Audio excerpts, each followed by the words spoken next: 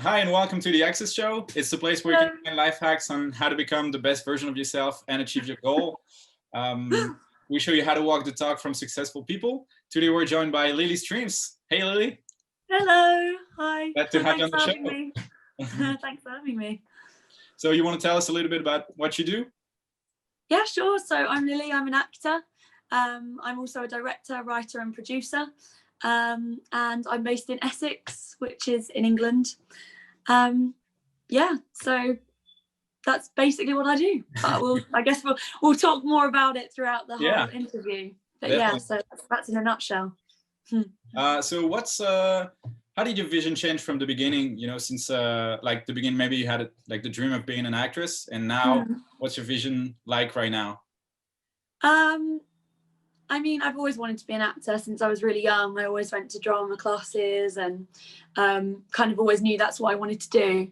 But then as I kind of became a teenager and I was doing lots of shows at school and outside of school as well, I was part of like a drama theatre company thing. Yeah. I kind of imagined that it would be that I'd be doing what I love all the time. That it would sort of be you work and then you become an actor and then you're working all the time. But that's not how it is in reality. In reality, there's a lot of downtime and networking, pushing, like all of the background admin stuff that goes along with trying to get work. And the actual work is kind of the highlight, if that makes sense. Yeah. It's not all creative as much as I thought it would be. Yeah. And what do you do in that, how do you view that downtime actually? Do you view it as a time to get to writing, because you do that as well, and work on other projects outside of this acting thing, or how do you use that downtime? It depends really. It depends what kind of how much time I think I'm going to have. I mean, it's really hard because you cannot have an audition for a few months and there's no work and you don't know when you're going to work again, and then suddenly you have an audition and the next week you're away for 8 months. So in that respect, it's quite hard to like plan your time. But I just spend my time kind of getting better at what I do, practicing self-taping. I try and like practice self-tapes a lot, try and, you know, go to classes, workshops, just keep learning my craft. And that's why I started producing and writing as well, was because when I'm not being hired, then I can hire myself.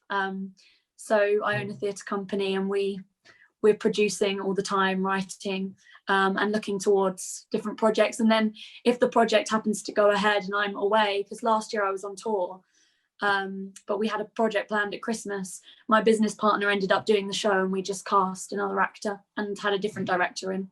So yeah, so just trying to squirrel away really. Yeah. Was that what was the biggest milestone for you? Like, was that the company or the first? What was the biggest milestone for you? Was that like your first paid gig or your first company? Yeah, I mean, this year actually was going to be a massive year for us. We've been. My company's called Win Some Theatre. I own it with another actor called Rebecca Ward. She's my business partner, and we do primarily children's theatre. Although we're branching out and we've got a second company that we're setting up at the moment that does more new writing. Yeah. And for the first year we did a Christmas season. We were commissioned to write a Christmas show. The next year we were commissioned again, and then this year we were going to be doing a UK tour. Working with the theatre who are going to co-produce with us, and 2 Christmas shows and a big summer youth project. So it all got cancelled. But it was still a big milestone because it kind of felt like, okay, we're actually building and we're actually getting bigger. And so that was quite exciting. So that was, booking all those things was quite a big milestone for us. Although they didn't happen, but they will next year. We'll take over the world next year. So planning, or are you waiting just see what happens for now? Well, we've kept planning all year. We planned Christmas because we thought by Christmas surely everything will be fine, and it's not. And so this year this week we've had to cancel that again. But we have big plans for 2021. So we're hoping that theatres are allowed to reopen and we can go ahead with the show that we're working on. So fingers crossed. Yeah. So what's your plan in the meantime? Do you always have like a backup plan, stuff that you can work, like side hustle or stuff like that? Well, at the moment, of course, because of coronavirus, we've gone into a lockdown again today in the UK. it's quite hard to actually plan events. Anything, yeah. So I just sort of decided this lockdown, I'm just going to work on myself, really. Sing every day, do self-tape, do some writing, just get better at what I do. Because then when it's all open again, I can hit the ground running. Yeah, definitely. Fingers crossed. But yeah. Well, that is a beautiful mentality. I really do respect that. And can I ask you, how do you plan those off days that you have? Like right now, you're in lockdown. How do you organize yourself to be able to sing, to do self-tapes, to work on yourself in other ways? Do you have like a schedule? I'm not really a very regimented person. I live quite all over the place, to be honest. But to be honest, if I just let myself like without a schedule, I'll end up sleeping really late and not being very healthy and actually doing it. So I do have to be like, okay, by 9 o'clock, I'll be downstairs and I'm going to do an hour of singing, and then I'm going to do an hour of this. And even if I give myself 3 hours a day, then at least I'm still doing something every day. But in the first lockdown, I signed up to this self-tape challenge with this casting director. So it was 21 days. It's called Manuel Puro, if anyone is listening and they want to do it, because he does it every few months. So and every single day at 7 o'clock, he sends you a script. And by 7 o'clock the next day, you have to learn it, make decisions, make character decisions, film it, and then upload it and send it back. Nice. So that was every day for 21 days. So that was quite intense, but I did it. So that was good. And you see everybody has the same script during the same time, or? Yeah. So it's an online community. So it was like 20 of us, and we could see each other's script every day, and we could see how we were learning, and he'd give you feedback. And that's really cool. So yeah. It's like I really recommend it. Every character. Yeah. Yeah. I'd recommend that if anyone's an actor and wants to do something with their time at the moment. I'm not, but I'd like to try that. That could be fun. Yeah, you should. Why not? So do you have any rituals to actually get into, like, out of the rut or out of the sleepiness or something like that? I just like yoga, to be honest. I know it's a bit cliche, but I find that yoga really helps me because I get a bit like all over the place, so it helps me like focus. Yeah. But again, like some days at the moment it's hard, like life's weird at the moment, so some days I just let myself not do work, and other days if I want to focus I'll do some yoga and just yeah, it's good to have some downtime too, like not every day you have to schedule every single day. You need to just enjoy some Sundays or Saturday and do nothing. Definitely. I think that's so important as well, because I used to live in London for 6 years, and London life is so fast paced. Yeah. And I'd feel guilty because I was trying to pay rent and I was working long hours at a restaurant when I wasn't, to earn some money, and then I was trying to like write and like always emailing people, so I'd feel guilty just by having an hour to myself, and that's not healthy either. And I think this year I've definitely learned that actually, like, don't stress about it, things will still come your way, you just need to like calm down. Because I'd just be like always doing things and here, there and everywhere, and actually that can be detrimental as well, because you just end up not focusing on anything. So it's definitely good to give yourself time. Yeah No, I do agree. I really do agree. And when you do shut off and let that whole thing go, just be with yourself, do you have like an ultimate goal that you have to keep in mind even when you're relaxing, just to kind of guide maybe your free time? No, I think I actually, my goal nowadays with my free time is to really let it be free time and not make myself feel like I shouldn't be doing this. Or I feel like, I don't know if you guys feel like this, but as an adult, you don't really do things just for fun. Yeah. Do you know what I mean? Like when I was a kid, I used to just play piano for fun or write for fun. But now it feels like if there's no goal, then it's pointless. But actually there is something really special in doing things for joy. Yeah, like you got to make a career out of everything pretty much. Like if you play piano for fun, you're like, how can I make money playing piano? Or Definitely. And I think if you actually do end up playing piano just for the joy of it, you'll probably get really good. And then it can be a career. But if you're like, I have to do this, it kind of ends up taking the fun out of it, I guess. Yeah, it kills the fun. Yeah, definitely. Yeah. I mean, I'm an actor. I literally dress up and play for a living. So I'm all about fun. I totally get that. I myself am an actor too, and it is my only passion. And I do understand that sometimes, you know, we have so much passion as artists, and we just want to keep doing it all the time, but we do have to let ourselves just go read a book or something, you know. And I myself read a lot of Stephen King, and I was so happy to see in my research that you do too. Yes, I did a Stephen King film a couple of years ago now. Please, can you tell us a bit about that? How was that? Yeah, it was just a short film, actually. It was part of this $1 Million Baby scheme thing. So he has this thing where he will give you the rights for $1. Yeah. But you have to pitch the film, you have to pitch the script, pitch the film to him, obviously online, and send him like a thing. And there was a director in Wales, and he was still studying. He's 20, I think he's 23 now. But he's gonna go far. Just watch this space with him. His name's Alex Jones, and he's incredible. But he pitched it, sent it all off, and he got an email saying, "Okay, thank you. Like, you'll probably hear in about 5 weeks. But if you don't hear after that, then it's a no." And he got a call the next day, and they were like, "Do it." Absolutely loved it. So that was really exciting to think that he's seen me on screen. That's quite weird, but yeah, I love Stephen King. Yeah. So you're a fan of horror or thrillers? Oh, I am. I really am. I myself, I saw that. I mean, I started reading at 14. I think I read what was it? A really short one that I never read again. I think it was called Stationary something. Stationary Bike. It was Stationary Bike. That's the film exactly, and that's why I was so surprised. Exactly, I was so surprised to see that you worked on the thing that made me a Stephen King fan. That's so funny. When I was 15 years old. Yeah. But how was that for you, the switch to see the character in the book when you were when you were younger, and to just have to portray that character? How was it easier that you already had this knowledge about the book, or is it easier to start from scratch and create a character?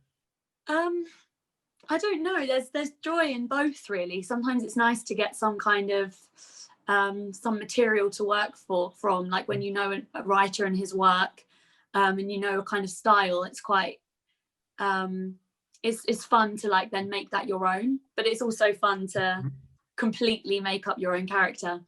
But actually with that particular film, what Alex did with that character, because it was in the book, I don't know if you remember, it's mainly about the man. So he's like cycling and he's trying to lose weight. But his wife's died. And don't worry, this isn't really a spoiler because you know that from the beginning. But the wife's not really mentioned in the book. But what Alex did was kind of make it about the wife. So I was the dead wife kind of talking to him. So you weren't really sure whether she was there or not, or in his mind. And he kind of blames himself for her death. So that was quite fun to kind of spin the story on its head a bit and focus on a character that wasn't necessarily the focus in the start of the story. So that was quite cool. Yeah.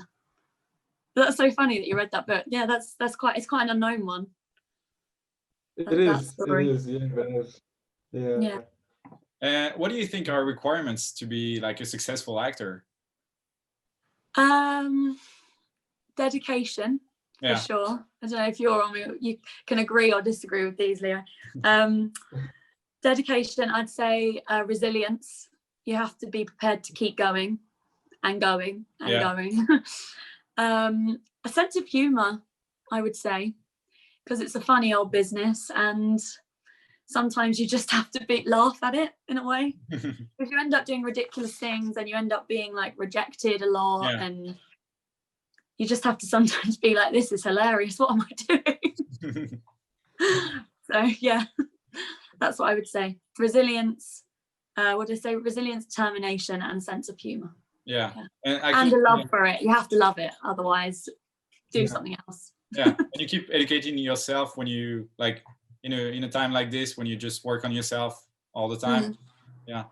Yeah, definitely. You have to always keep, I guess you have to have this sense of like curiosity to keep learning. And yeah, I think a lot of people think or go into acting for what I would say are the wrong reasons, which is recognition or fame, or whereas that's like a byproduct of the industry. Whereas if that's your reasoning for doing it, you'll be pretty miserable, I think. Whereas if you just want to learn and you're curious about people and you're curious about telling stories and making work, then you'll be okay, I think. Yeah, and having fun, at least. Yeah, most of the time. Yeah. Now, you did mention the importance of having a sense of humor, and how do you cultivate your own sense of humor and your own optimism, if that goes hand in hand with it? I mean, I'd say I'm quite an optimistic person anyway, but it doesn't always come naturally. I mean, there's definitely been times where there's been a lot of rejections, or, you know, where you really want that thing. I'm sure you understand what I mean, when you really, that job that I really want that one, and it doesn't go your way, and it is gutting, but you just have to think, I don't know, you just have to not dwell on it for too long. And I know that's easier said than done, but I try to give myself an hour to mope. I go, okay, I deserve to be miserable for an hour. I didn't get it, I really wanted it. And then I mope for an hour, and then I go, right, done now. That's never think about that again, and carry on. Yeah. Or the ice cream and just keep going. Exactly. Stuff my face with chocolate, have a cry, and then I move on with my life. Wipe it and go. So what happened when you lived in London? Did you decide to move there for acting, and or what happened? Yeah, I mean, I grew up in Essex, so I've always lived near London. It's like 40 minutes on the train. But there's something quite special about being in the middle of it all. So I wanted to go there and just be in the middle of it all, and be able to just hop on a tube and get to a workshop or a casting or whatever. But since then I've now moved back to Essex because it's not far. But I think London's quite a special place to be when you're starting out as an actor. It's actually really helpful. I think that the noise in big cities is helpful if you want to get creative and, you know, just push yourself. Yeah. Definitely. And I mean, it's so frantic and you're spending so much money on rent and everything. You're kind of like, I have to make this work. So, and you can like pop and see a show, and it's just exciting, and there's actors everywhere. So, and I think it's hard to be lazy. It's harder to be lazy in a big city because you have like everything going on at the same time, and you're like, oh shit, like this guy's working and I'm just like watching stuff. But if you're like in the country and you just, there's not much noise, it's easier to feel lazy. Yeah, exactly. I think it's a good push to just to work harder. Yeah, and also people are always doing things in London, and so they kind of, you end up spurring each other on, because you end up getting a community of actors, mostly from working in the hospitality work, actually, is where you meet most of the actors. But you end up having loads of actor friends, and they're all going, I'm doing this, I'm going to this casting, I'm going to this workshop, I'm meeting this casting director, and you think, oh, well, I need to be doing that too if I'm going to keep up with the industry and what everyone's doing. So yeah, you kind of all spur each other on. Yeah. I don't know what's it like in Switzerland, Leo? Is it? Oh well, it's pretty much all based on networking. Everything that you have the opportunity to film here is probably springs from some kind of relationship that you created 10 years ago, 5 years ago. And and how do you view networking, Lily? Do you kind of see it as this essential part of being an actor, writer, director?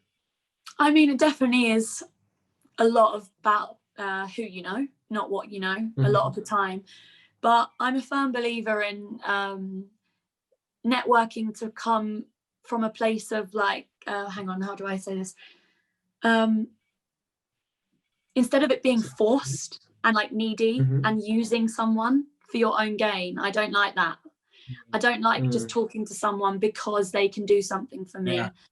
I think that I've found that the most genuine connections that I've made in the industry of when I've genuinely made those connections sort of not by forcing them or trying too hard. So if I go to a networking night, I usually don't make long-lasting connections. Yeah. But if I ended up kind of in a room with someone and I can chat to them and it's a bit more natural, then I think, I mean, it's hard to be in those rooms, I guess, but I find that when I work with people, they work with me again, if that makes sense. Yeah.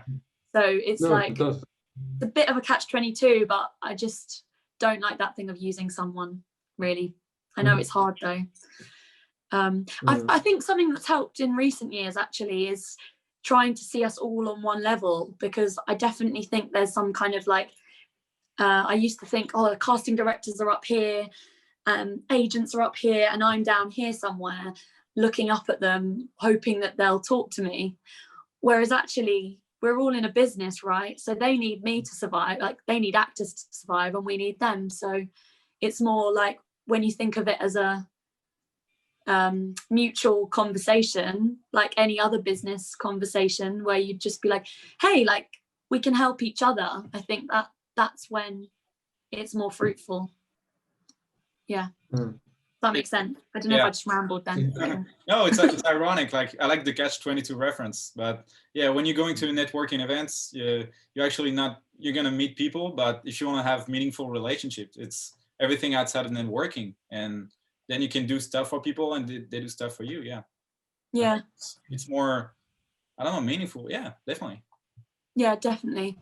And sometimes it's funny because when like the long-lasting connections come out of the weirdest situations. Like I had a meeting with a casting director on Zoom, and it was just one of these things where I just paid her a £5, and she's like helping actors during lockdown kind of thing. And so she was just looking at my show reel and everything, and I wasn't really expecting anything out of it. So I was just kind of like being quite normal. Whereas sometimes I'd go into that being like, oh, please, like I need you or whatever. Yeah.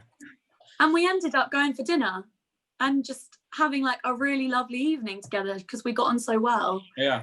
And it's like, oh, I've actually made a really good friend.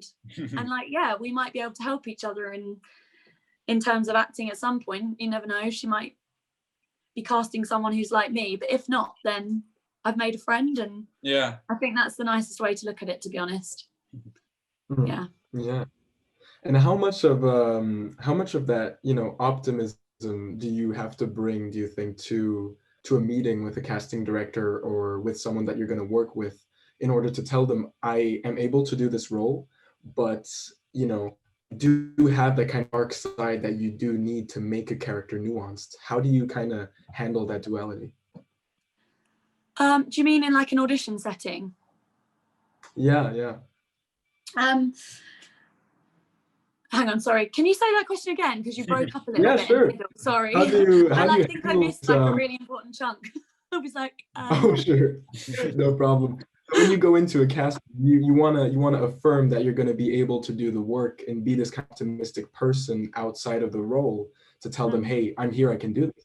But let's say the character is really dark. It's a nuanced character. It's a really interesting character that you want to build up. How can you kind of handle this optimism that you have to bring, Lily Streams, and then the darkness this character has to bring with them? That's a really hard one, actually. It's a hard one. It depends how they set up the audition, I guess, because you don't want to come in if you're like going for a psychopath or something who's supposed to be in a mental hospital, I don't know, and she's capable of killing loads of people, and you come in like, hi, how are you? Like, and then go into the scene, they're probably less likely to be able to switch and believe it. So I guess it's just about like muting that your own personality slightly so that you're still bringing yourself in and you're still being you, but you just like have like that kind of groundedness so that it's like an easy transition, I guess. But that is a really hard one. I would say the character and the audition come first. And hopefully like you'll be so good at the character and the scene that they have to bring you in again, and then they can talk to you. So I think it's probably about, I mean, I don't know, I might be wrong, but I would probably tackle it as like, get the character right, show them that I'm right for that role, and then we have time in the recall to actually get to know each other, or afterwards as well. You could always say, hi, like, nice to meet you. Do you mind if we do the scene first? Or I don't know. Yeah. Because if you have the interview bit first and then have to do the scene, that's harder. But if you can do the scene and then you can be yourself, that's easier, I think. But yeah, that is a hard one. I don't know. And how do you find the energy to play these kind of roles? Do you always have, I don't know, the fuel to play, or what's? I mean, to be honest, my casting is pretty more comedy, bubbly kind of casting. I usually get seen for more comedy, more. I mean, comedy is my focus anyway. That's what I love. But I usually get seen as like the daughter or like the girlfriend, or I don't know. That sounds really, that's so depressing, isn't it? That's what the roles are like put into. But I have played darker roles in my time on stage more than screen. And I like it. I love it. I love playing, because everyone has that side to them, don't they? And but on stage it's quite different, isn't it? I guess because you're like doing 3 hours of it every night is quite tiring. But like I played a girl. I'm actually hoping to do the show again next year, but 2 years ago I did a show called Priceless, and I played a prostitute, and it's a real story. And the girl now has got out of it, and she protests against the legalization of prostitution, and she was basically groomed at 14 years old. So she's been in the profession for 10 years and she's only 24. And that was, but it's quite a lot of comedy. It's done through quite dark comedy. She's kind of like, this is funny, isn't it? But it's not funny at all. But that was quite hard, because it's like, wow, this is actually like, when you think, oh, some girls are actually going through this. It's quite intense. But it's good to be able to tell those stories and raise awareness as well. Are you looking for these kind of challenges, or are you like more into just I want to play comedy roles? Well, I always think that the best comedy has a lot of darkness in it, to be honest.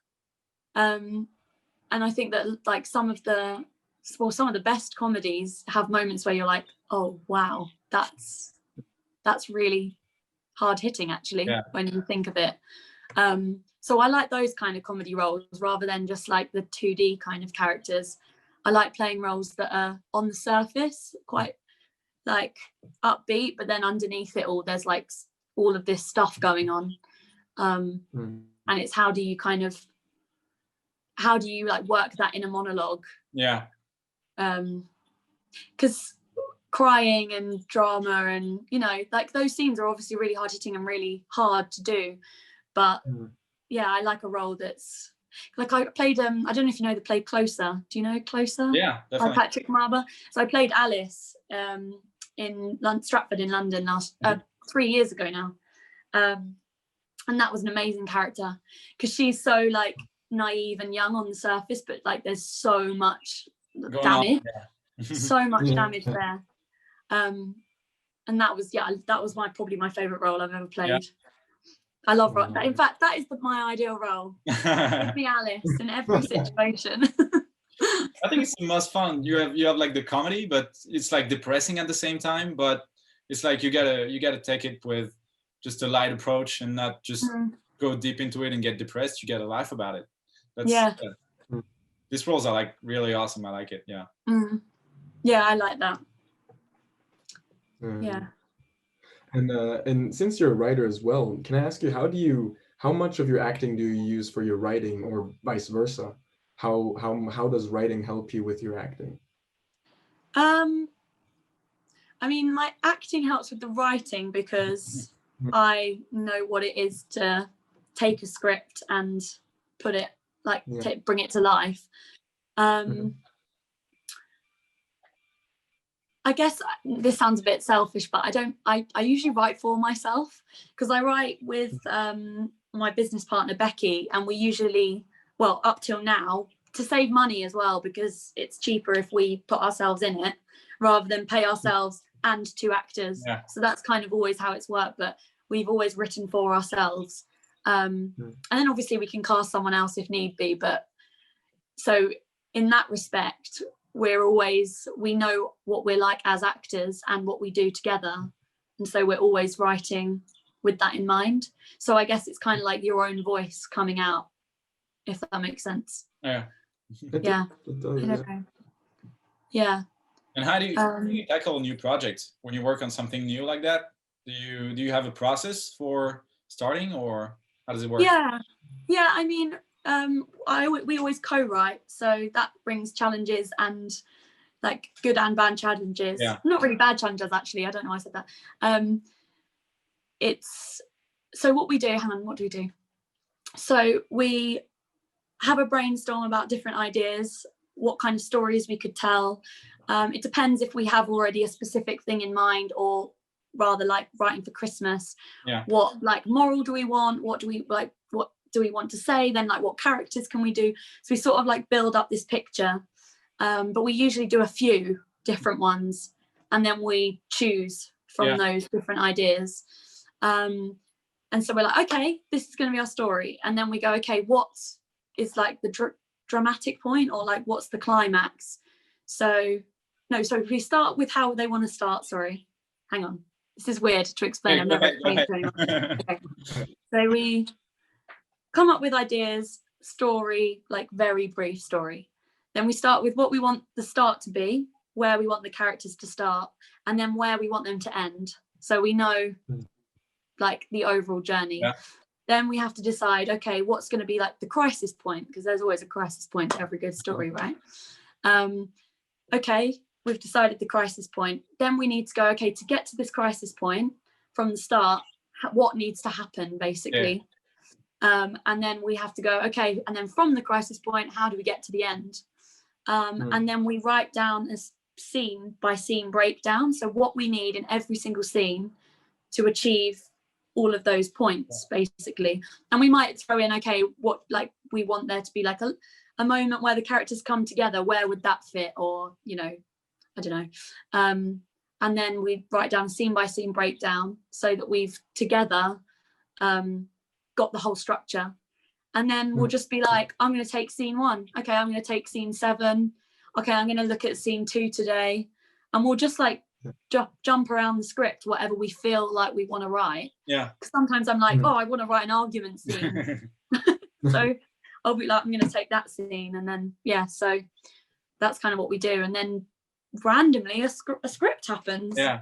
So it's like pretty much building bridges all the time to get to the story. Yeah. Yeah, exactly. It's always like, how does this character, like, how can we move this character forward and hit the points that we need to create like an interesting flow. Progress, for sure. Yeah, and then it doesn't really matter how you write the scene, as long as you've got those points, the story will be told. Yeah. So yeah, that's why we can let ourselves, we don't have to be together to write it. Okay, that's nice. Yeah. But we write pretty similarly as well, which is quite good. We have pretty much the same voice. Yeah. So looking through our scripts, I don't think you can't really tell who's written what, which is really lucky for us. Yeah, sure. Yeah, definitely. Yeah. And to what extent do you use your own real life experiences in your scripts? Do you yourself using them a lot, or are you more of a fiction writer, pure fiction? In terms of writing, yeah, I mean, when we do children's theatre, it's all just crazy. So, like, anything goes. Our Christmas show last year, we had a penguin who ran the sorting office for Santa's letters, and he had an intern who was a northern squirrel. So, anything goes. But in terms of the writing that we do that's not for children, actually the show we started to write wasn't about our own life. It was more researched, and it was based kind of from an idea I had from this girl who I worked with.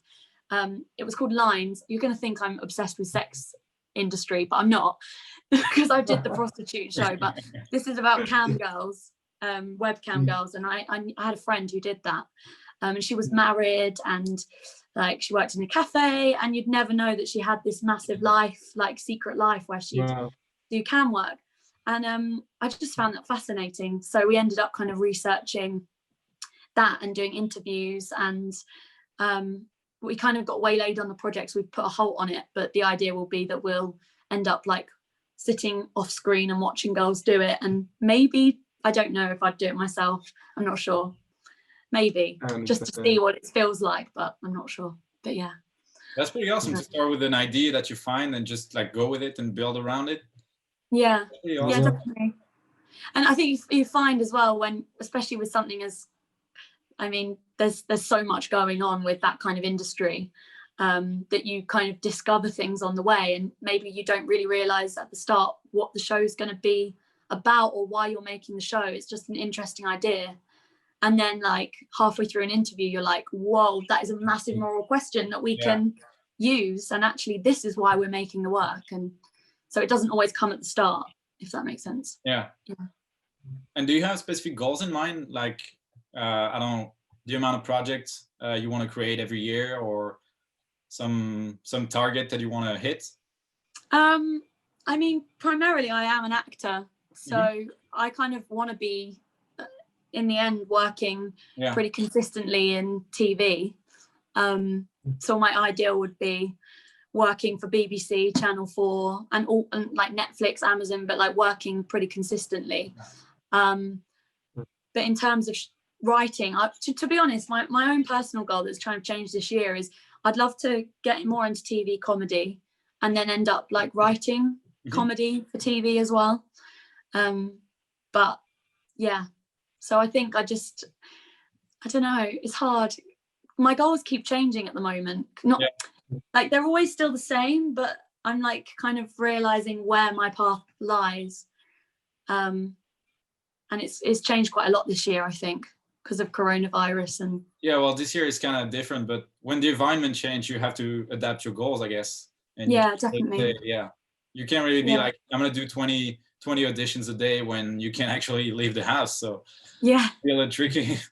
Exactly. It's like, exactly. But I think I'm due to do, I try to every 6 months, like sit down and write out my goals and things. So I think I'm due to do that in the next couple of weeks, really. Yeah. Like what's gonna happen for the next 6 months now? I know. God knows. How about writing a new show about that? No? Yeah. I don't know. I'm a bit sick of coronavirus, though. Yeah. Don't know if I want to tell a coronavirus story. Yeah, for sure. I think it's a little bit over. Yeah. Now it's like everybody's over coronavirus. It's like the last thing I want to do when I've come out of lockdown is watch things about lockdown. Just live a life and not forget about it. Yeah. We need some escapism. Yeah, for sure. We really do. We've all had to sacrifice so much, I feel like. And are there actually things that you had to sacrifice in order to be where you are now, and to be able to write, direct, act? Did you have to leave some things in the past? I mean, so far I've been pretty lucky that I haven't really had to make big sacrifices in my life yet. I guess because I'm quite young still, and it kind of, at the moment, I don't have that much tying me down to anything. I think like the big sacrifices do come, I think, when you're a bit older and maybe you have a family or you're more settled in one place. So I haven't really made many sacrifices, to be honest. I guess I've not always been as rich as I would love. Not always had as much money as I would like to. But I'm pretty happy with, I like change, so I'm happy to change all the time. That's pretty good. At least you adapt to everything. Yeah. But I think now, because now I have a partner, and we're moving in together around the corner here. And I think he's an actor too. We met on tour, so he understands it. Yeah. But I think that would be quite hard if I suddenly got a job like we met on, where I have to go away for 8 months, or he has to go away for 8 months. I think that will feel like quite a big sacrifice, but it'll still be fine. That's good to find someone in the creative space that doesn't, judge you for doing weird stuff all the time, or he does it with me. Yeah. And do you have like mentors or people guiding you, or maybe you like somebody that you don't even know, but it's like your icon? I mean, I've always had like acting mentors throughout my life, which I still have. Like I still have a singing teacher. Sometimes if I've got an audition I've got to prep for, I go and see. There's this amazing actress called Wendy Morgan. I don't know if she'll watch this, but Wendy, you're amazing if you're watching this. And since I was a teenager, she used to sit with me and just go through scripts with me, and like my love of Shakespeare came from her. And she's still a very, very good friend of mine. And so if I have an audition that I need some help with, or I think, oh, I'd really like someone to direct this or look over this, I'll go to her and she'll help me. So she's a massive influence in my life. She's awesome. And she's an inspiration as well, because she's, you know, an older actress. Not old, I'm not calling him old, Wendy. She's an older actress. She's done everything. She's an incredible woman, and it's really amazing to see a woman still in the profession, working constantly. And yeah, it's just great to see that. I know that obviously it's great to see a man do that too, but I think it's harder as you get older as a woman in this profession. So yeah, she's amazing. And my dad's an actor, so yeah, it's always amazing to kind of follow his career. And anytime I need help, I just ask him, and he'll give me, or if I'm like, oh, this industry, he's like, I know. I can rant to him about that. And yeah, just watching him perform has always been a massive inspiration. I used to, like, when I was younger and he'd do a lot of theatre, I used to stand in the wings. I was like 5 years old, and I'd stand in the wings and I'd watch the whole show, and I just felt so excited by the theatre. And so that's definitely one of the reasons why I love it so much. That's pretty awesome. Yeah. No, there are really some things that stay with us. You talking about being in the wings, seeing your dad perform, is a similar story to what made me want to become an actor. And having a mentor, I think, is a big part of that. And can I ask you, is there anything that Wendy might have told you, some advice that you can share with our viewers that isn't too personal? No, what Wendy kind of does that's always stuck with me is that she encourages you to just be yourself. And I know that sounds like such an obvious thing, but like, she's kind of taught me, like, you are enough, and just being you is enough. You don't have to, like, you are castable because you are you. And she's just the way that she teaches, it just feels so natural. And but she's a massive Shakespeare nut. She's amazing at Shakespeare. But one thing she taught me about Shakespeare, which I love, is that, like, Shakespeare's like jazz. So you've got the, like, bars, which is the iambic pentameter. So it's like the heartbeat that's always underneath. And once you know that, you can, like, go, but you're always, like, coming back to that beat. And I love that. Well, that is actually, I didn't think about that parallel, but did that come because you do play clarinet, right? I do, I play clarinet. And does that kind of help you in plays with that, I'm sorry, what was the term, iambic pentameter, that kind of rhythm to it? Does it help you to have this kind of musical background sometimes? I don't really know, to be honest. I mean, it might do, kind of subconsciously. I'm not sure. I guess it definitely helps me to understand the, like, musicality of it, I guess. And I guess that excites me because I'm musical, so I love that analogy because I just love that, like, idea that it's sort of like music, the poetry is like music, but maybe someone who doesn't play an instrument might not get as excited about that bit as me. But it's weird because I can't dance. I've got no rhythm in my body. Well, at least you can sing, you can play clarinet, you can act. I just can't dance. Perfect story, I guess listen to Wendy. You are unique. Yeah, truly. And is there something you wish you would have done better from the start, or no regrets? I don't have any regrets because I think, I'm where I'm supposed to be at this moment. and it's all kind of like feels like it's building well. But I would just say that I wish I'd just believed in myself earlier. Yeah. I just spent so much time apologizing for myself, and it was just wasted time. Yeah, definitely. I used to think, oh, I don't want to be big-headed to say I'm good, but like, sod it, like that.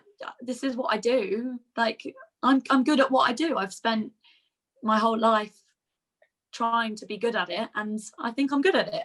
Yeah. And so like, there's nothing wrong with saying that, I don't think. Whereas I used to be like, I don't know, can I do it? And I think I missed a lot of opportunities because of that. Yeah. Whereas if I'd have been like, yeah, I'm here, I'm good, I can do it. Yeah, you gotta just enjoy yourself and Yeah. do stuff all the time. Yeah. Yeah. And I think I wish I'd just sort of thought, which I think now, well, I'll give you what I like. I'll pass over what I can. I'll do the job. And if you don't want that and it's not right, then that's totally fine. Yeah. Like, I'll give. If you don't take, that's cool. You do you, and that's good. Yeah. Yeah. Yeah, with actors especially, they sometimes lack that confidence to just be able to say, hey, I'm gonna do my best, and if it's not enough, then it's not enough. But how did you get to that point, to be able to tell yourself that, to have that confidence? Is there like a mantra that you tell yourself, or do you just listen to what Wendy told you? Not really. I don't know. I think it comes from growing up a bit, probably. Now I feel like I've been in it long enough to actually be like, okay, I've earned my place here. Whereas when you're 19, you kind of feel like, what do I know? I know nothing. I'm like down here. Yeah.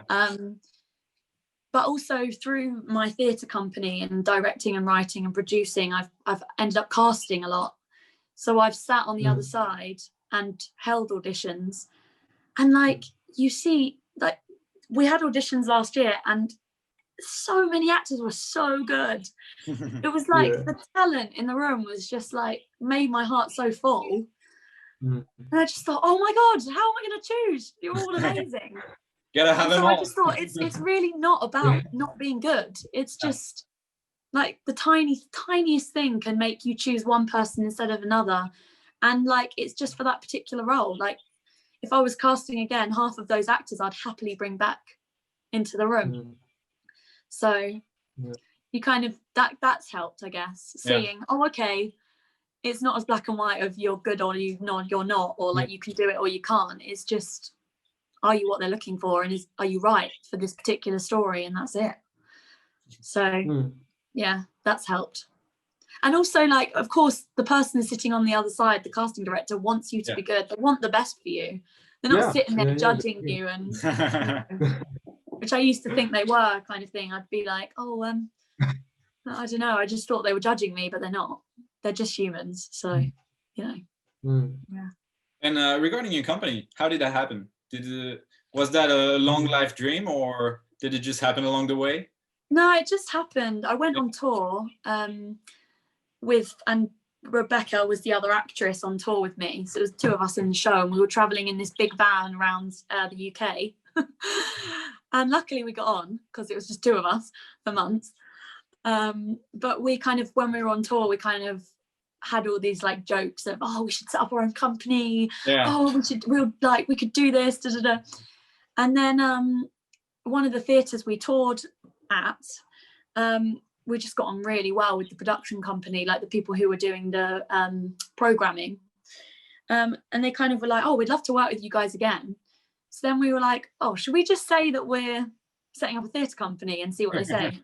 So we were like, yeah, we're actually setting up a theatre company. Yeah, we're writing a show, actually. And they were like, oh, are you? Oh, cool. Like, do you want to come in and pitch it to us?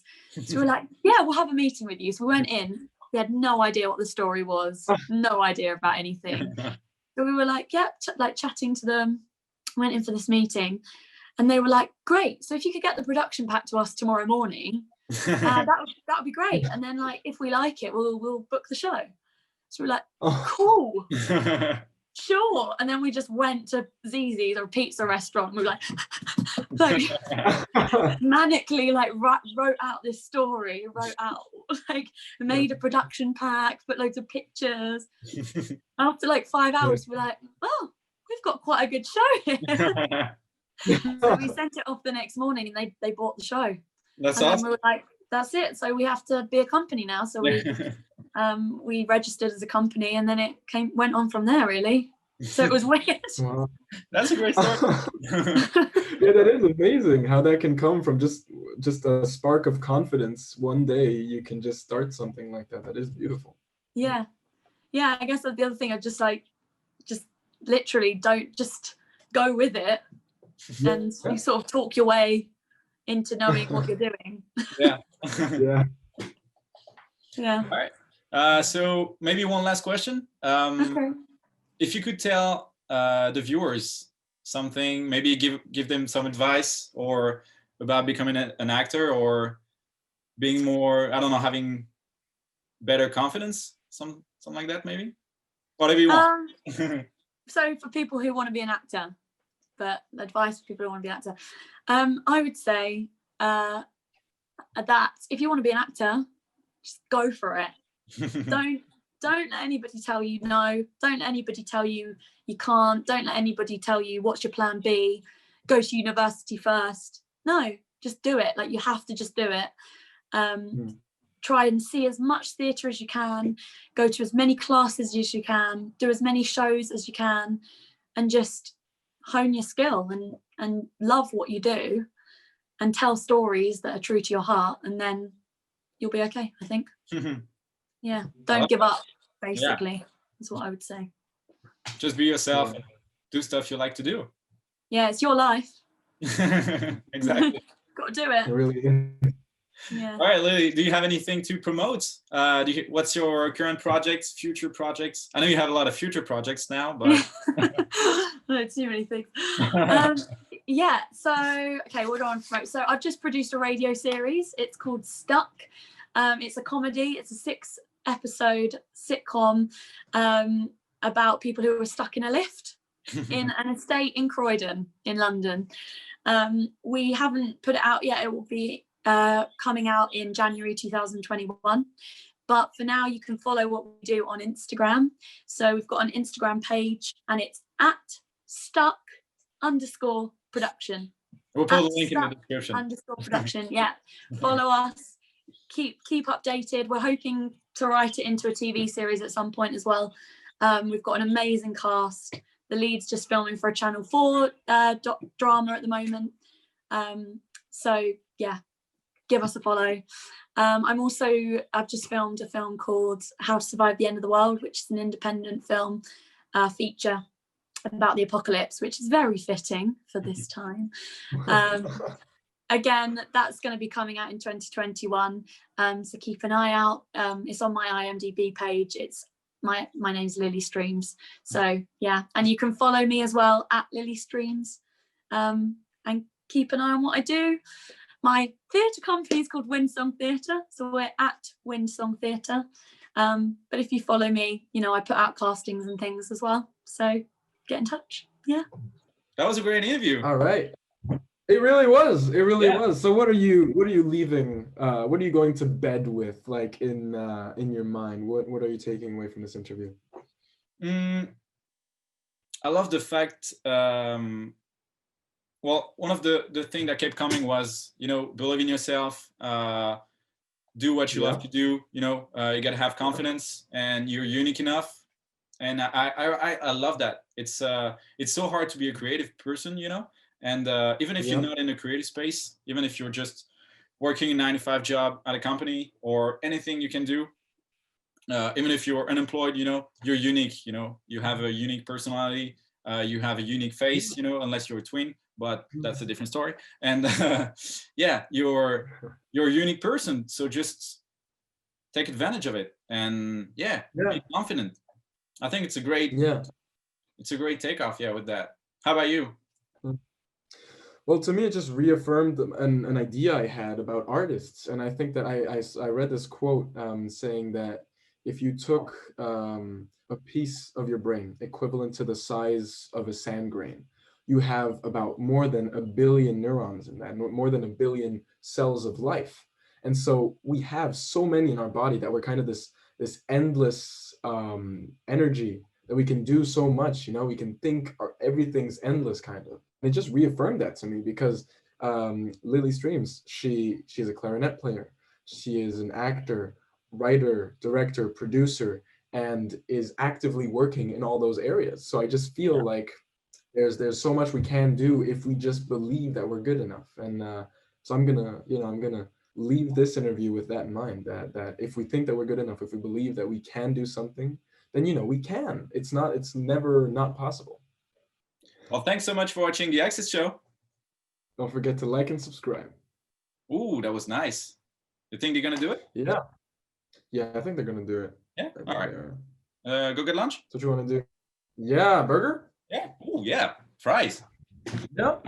All right. Hey, don't forget to like and subscribe. Yeah. Thank you. Okay. Bye-bye.